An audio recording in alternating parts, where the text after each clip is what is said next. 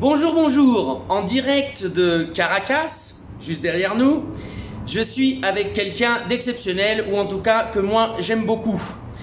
Cette personne, c'est un camarade belgo-vénézuélien, Thierry Deronne, qui est au Venezuela depuis 25 ans et qui travaille dans le champ des médias populaires. Et justement, on va lui poser quelques questions parce que vous avez quand même remarqué que la couverture médiatique du Venezuela chez nous, c'était quand même à 1000 lieues de ce qui se passe réellement dans ce pays.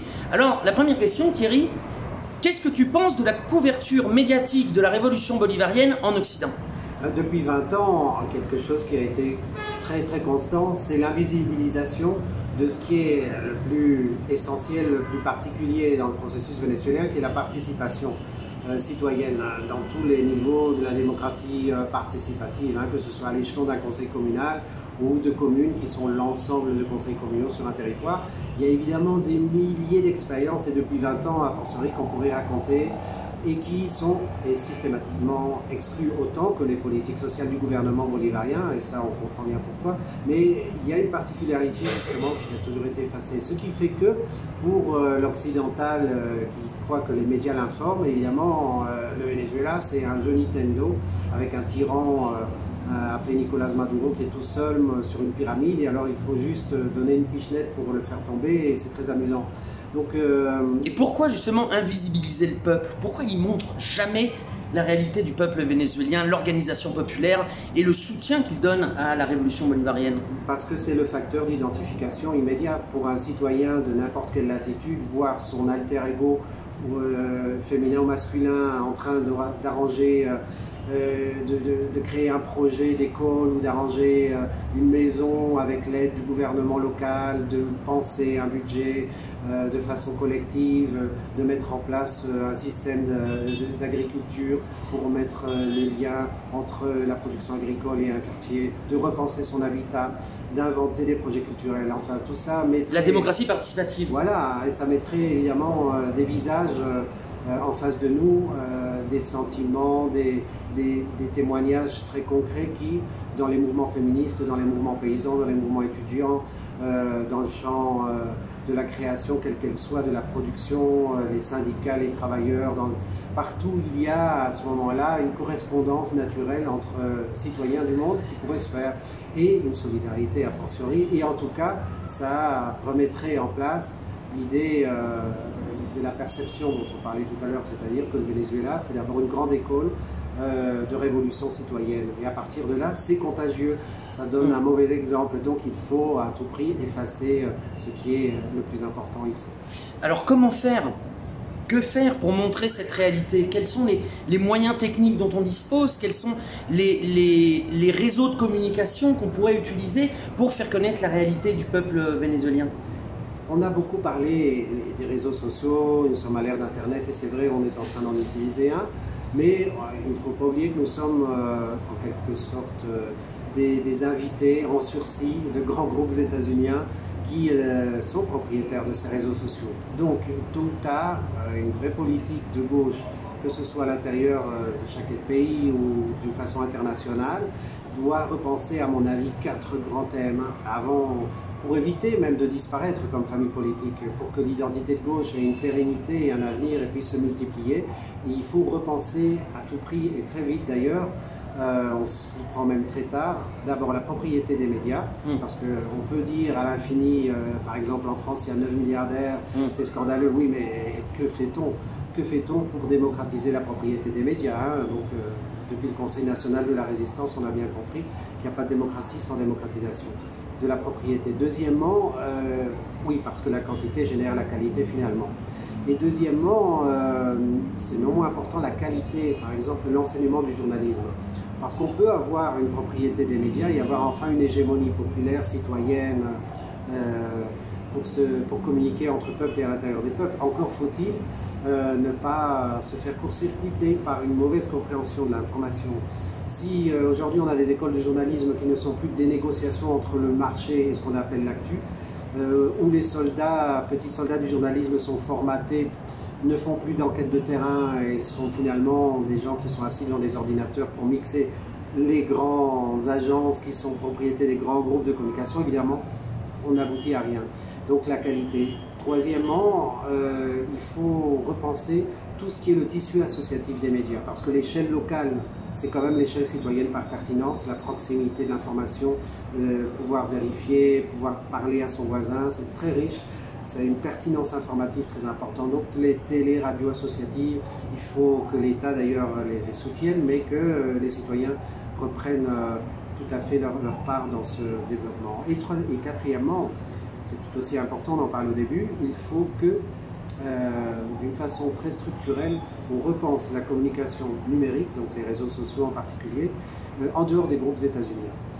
Je vois souvent des internautes qui se plaignent « Ah, Facebook a fermé mon compte, ah, Twitter a fermé mon compte », mais c'est tout à fait attendu. Normal. Ben oui, parce qu'on pourrait même se demander pourquoi ils nous ont tellement laissé de liberté pendant tant de temps, puisque nos messages ne sont pas en phase avec le néolibéralisme. Donc il ne faut pas s'attendre à une amélioration sur ce plan-là. Il faut donc devancer les événements et créer vraiment des systèmes numériques indépendants du marché, et aussi d'ailleurs qui auront un autre visage. Je veux dire, on est souvent dans ces réseaux, dans l'émotionnel, le court terme, la disparition des causes au profit des effets, et ça aussi c'est pernicieux quand on est de gauche, quand on veut transformer le monde.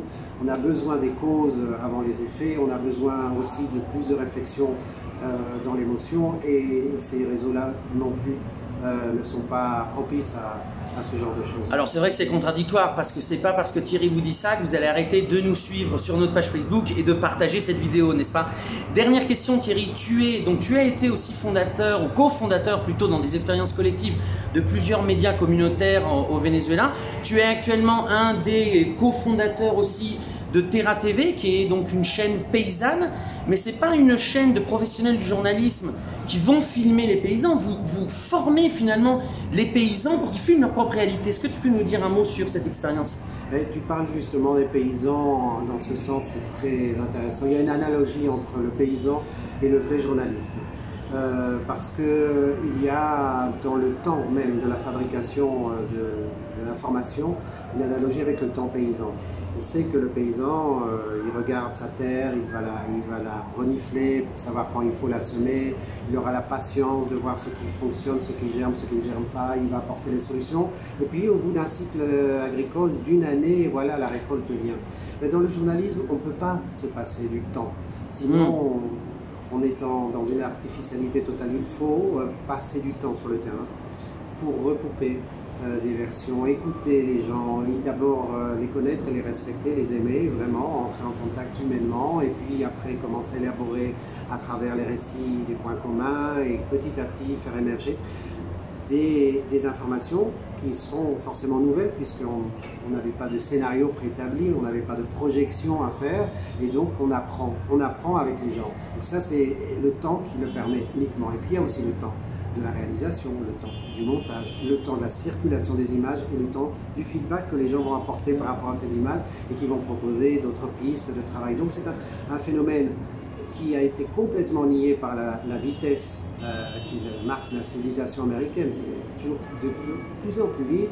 Donc quand on a moins de temps, on n'en a plus du tout, il est évidemment impossible de faire quoi que ce soit de sérieux. Alors l'information sur Terra TV, c'est effectivement un des bastions de cette révolution. Le secteur paysan, il est en proie à une lutte frontale avec des intérêts comme ceux des grands propriétaires, des mafias agraires, parfois localement des fonctionnaires du gouvernement qui sont achetés ou cooptés par ces grands pouvoirs.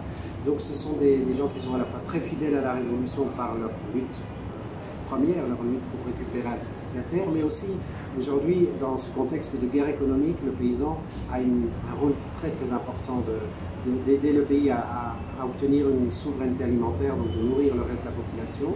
Et c'est donc aussi culturellement dans l'identité vénézuélienne, Chavez en avait beaucoup parlé, lui qui venait de ce Llano paysan, c'est aussi remettre un peu le pays sur des assises culturelles qui ont été niées par l'hyper-urbanisation post-pétrolière.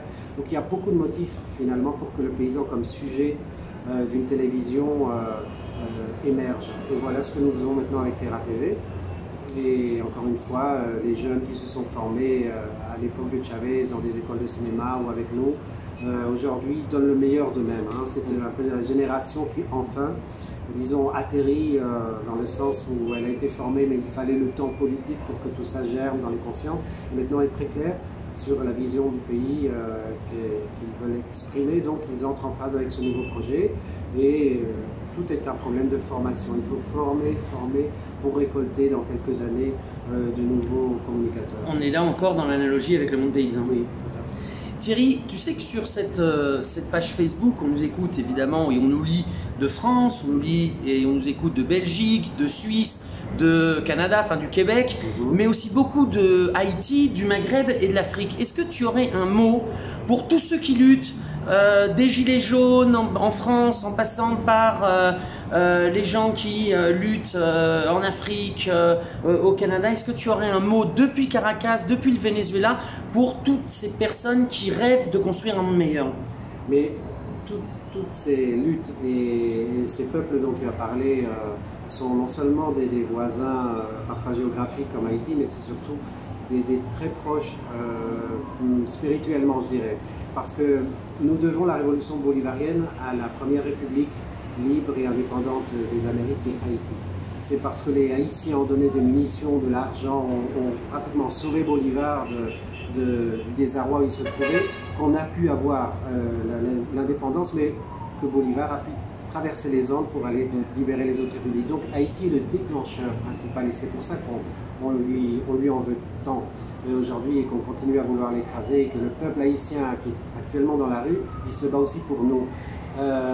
Dans les Gilets jaunes, on retrouve beaucoup aussi d'éléments de la Révolution française. Bolivar aussi avait beaucoup à voir avec la Révolution française. Je t'ai dit un jour que pour moi le Venezuela, d'une certaine manière, ressuscite ce cycle, ce cercle liberté, égalité, fraternité qui ne fonctionne que de façon circulaire. Et je pense que là aussi, cet épisode historique qu'on a essayé d'effacer en France, c'est une leçon au Venezuela de l'importance et la pérennité de ces idéaux que donnent les Gilets jaunes. Quand tu me parles des pays du Maghreb, on n'oublie pas toute l'importance de l'Afrique par rapport au Venezuela. Chavez disait que l'Afrique est la mère, notre mère à tous. Et en disant ça, il se réfère aussi à toutes sortes de luttes pour l'indépendance, contre le colonialisme. Et dans ce sens-là, tous ces peuples citoyens en marche, en lutte, dans les rues de France, de Port-au-Prince, du Maghreb et du reste de l'Afrique, on sait très bien qu'on a un intérêt commun. Et la communication, voilà, justement, doit être libérée, doit être émancipée, encore une fois, des grandes chaînes, circuits, réseaux qui sont essentiellement axés du nord au nord. Et on doit créer cette communication sud-sud pour enfin se reconnaître pleinement dans nos potentiels. Voilà, ça, c'est Thierry Deronne. Vous gagnerez beaucoup à le connaître. Vous pouvez le découvrir sur son blog Venezuela Info. Et puis, ce que vous a dit Thierry, vous n'êtes pas obligé de le croire sur parole, mais au moins, vous avez un autre point de vue depuis le Venezuela. À bientôt. À bientôt.